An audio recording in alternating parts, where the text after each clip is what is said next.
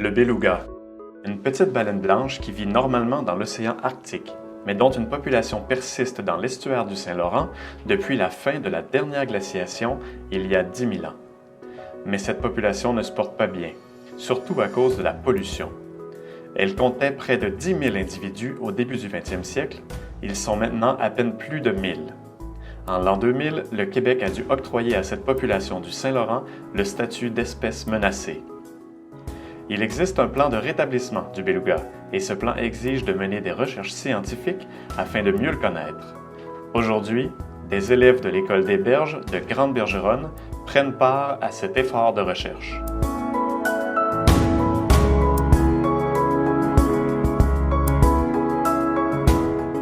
Je m'appelle Manuela Conversano, je suis agente en gestion des ressources à Parc Canada, au Parc marin du Saguenay-Saint-Laurent. Aujourd'hui, on embarque sur l'Alliance, qui est le bateau de recherche de Parc Canada ici au Parc marin. On se sert de ce bateau-là pour faire des suivis sur l'environnement des baleines et notamment sur les proies des baleines, leur nourriture. Donc, on a différents équipements qui nous permettent de mesurer la densité des bancs de poissons, leur profondeur. Nous, on s'intéresse à savoir vraiment la nourriture de ces baleines-là. Est-ce qu'elle est abondante? C'est où les endroits où on en retrouve le plus? Est-ce que ça varie au cours d'une saison à l'autre? Aujourd'hui, on utilise un CTD, qui est un Conductivity Temperature Depth Profiler. Donc, une sonde qui nous permet d'avoir la conductivité, la température de l'eau à toutes les profondeurs, donc de la surface jusqu'à l'eau. Et ensuite, on va accrocher à cet équipement-là une bouteille Niskin, qui en fait est une bouteille qui est ouverte aux deux extrémités. Et on va envoyer un messager sur le câble pour permettre à la bouteille de se fermer à la profondeur voulue, donc où le banc de poisson. Donc, ça va nous permettre de prendre un échantillon d'eau contenant ce qu'on appelle l'ADN environnemental, donc qui provient des poissons qui se trouvent dans l'eau. Donc, on utilise aussi un échosondeur scientifique. Cet échosondeur-là qu'on descend à l'eau à travers un bras qui se trouve sur le côté du bateau nous permet de mesurer dans le fond à quelle profondeur se trouvent les bancs de poissons par le principe de l'écho. Comme ici on peut voir des bancs de lançons par exemple qui se trouvent aux alentours de 80-90 mètres et un peu plus. Les recherches de Parc Canada servent à mieux connaître les conditions dans lesquelles vivent le beluga et de mieux comprendre les raisons de son déclin et de sa vulnérabilité. Sur la terre ferme, le Centre d'interprétation des mammifères marins de Tadoussac est dédié à l'éducation, mais aussi à la recherche, comme le découvrent les élèves dans l'annexe de recherche située au 2e étage.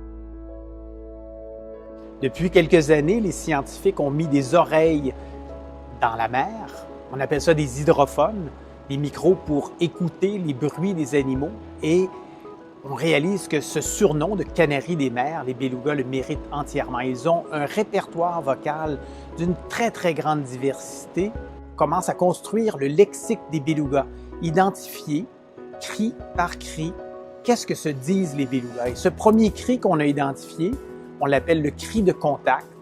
C'est un cri que les animaux s'échangent dans des conditions stressantes, quand ils sont énervés, quand ils sont apeurés, quand ils ont besoin de garder la cohésion entre leur groupe. Et maintenant, dans ces cris de contact-là, on identifie des signatures individuelles. En ce moment, on teste la capacité des humains de reconnaître individuellement les belugas par leur cri de contact. Ce que les jeunes essaient de faire, c'est d'identifier individuellement les belugas. On essaie de retrouver la même émission. Donc, un peu comme moi, je vais dire bonjour, puis après ça, je peux leur dire bonjour. On va entendre que c'est ma voix, c'est le même timbre. Par contre, ça ne sera pas dit exactement de la même façon. Donc, les jeunes vont entendre des occurrences différentes, donc des moments différents où le beluga a dit la même chose. Et c'est d'essayer de les reconnaître pour vérifier l'hypothèse que finalement, il y a une signature, il y a une couleur particulière à chaque beluga qui nous permet de les reconnaître. Quand le petit commence à faire son cri de contact, c'est un cri qui est assez faible, qui est à peu près dans les mêmes bandes de fréquence que celui des bateaux. Et là, ça peut faire que justement, avec le passage d'un bateau, il y aurait la possibilité de masquer le cri et de faire perdre le contact entre la mère et le petit. C'est pour ça qu'on s'y intéresse ici. En conservation, le fait d'être capable de mieux comprendre la communication des belugas peut nous permettre d'identifier les endroits qui sont très sensibles pour les belugas. Si on comprend qu'à cet endroit-là, par les cris spécifiques qu'on entend, c'est un endroit qui sert à l'allaitement ou qui sert à l'accouchement, peut-être qu'on va se dire « Ah, cet endroit-là, vraiment, il faut limiter le développement ». C'est en comprenant mieux les animaux et parfois même en comprenant un peu mieux leur conversation ou la fonction des cris dans des activités spécifiques qui va nous permettre de mieux protéger les belugas.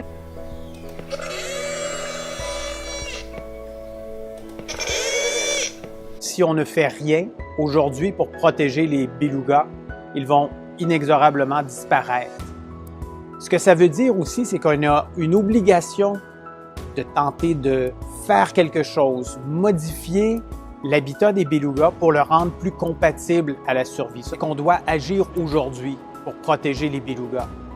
Et la recherche scientifique, c'est notre façon d'identifier comment on pourra sauver les belugas. Aujourd'hui, on s'intéresse à la communication entre les femelles et leurs nouveau-nés. On sait que la communication est essentielle pour la survie. On sait qu'on est très bruyant. Maintenant, cherchons comment on pourrait être moins bruyant pour aider les belugas du Saint-Laurent.